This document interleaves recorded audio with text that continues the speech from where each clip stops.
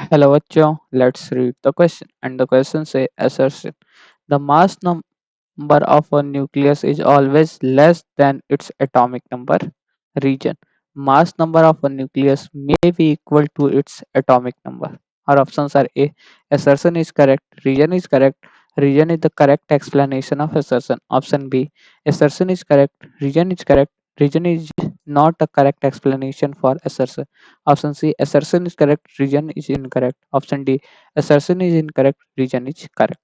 तो बेसिकली अगर देखें तो इस क्वेश्चन को सॉल्व करने के लिए जो की कॉन्सेप्ट यूज होगा वो हम लोग देखें। अगर हम लोग की कॉन्सेप्ट्स तो जो इसमें पहला होगा कि मास नंबर क्या होता है। मास नंबर ऑफ न्यूक्लियस की अगर बात करें तो जो मास नंबर होता है, mass number is equal to होता है number of protons plus number of neutrons के इक्वल।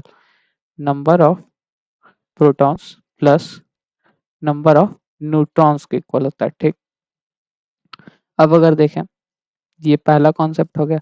दूसरा कॉन्सेप्ट अगर देखें कि mass number is equal to mass number of proton कब हो जाएगा, जब नम मतलब कि mass number is equal to number of proton कब हो जाएगा, जब नंबर ऑफ न्यूट्रॉन जीरो हो जाए। कि when number of neutron is equal to zero then mass number is equal to number of protons, number of protons के equal हो जाएगा। तो यहाँ से हम इन दोनों से क्या कंक्लूड कर सकते हैं हम लोग कि जो मास नंबर होगा वो इक्वल टू होगा नंबर ऑफ प्रोटॉन्स या उससे ज्यादा का। मतलब कि इन दोनों से अगर हम लोग देखें क्या कंक्लूड करते हैं कि जो mass number is greater than और equal to number of protons के, ये मास नंबर है। ठीक, तब अगर हम लोग देखें असर्शन देखें तो mass number of a nucleus is always less than, assertion statement ही गलत हो गया।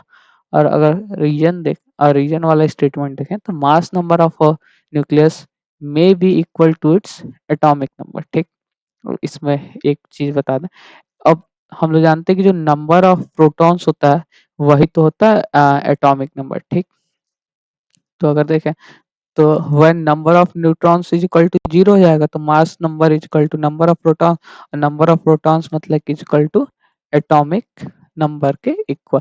ये किस केस में हो जाता है, ये हो जाता है हाइड्रोजन के केस में।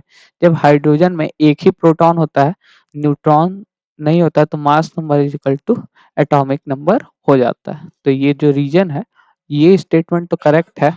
ठीक, तो अगर ऑप्शन देखें तो असर्शन करेक्ट ये नहीं होगा, ऑप्शन बी असर्स ये भी नहीं होगा, ऑप्शन सी भी नहीं, ऑप्शन जो डी है वो मैच करेक्ट कि assertion is incorrect or region is correct.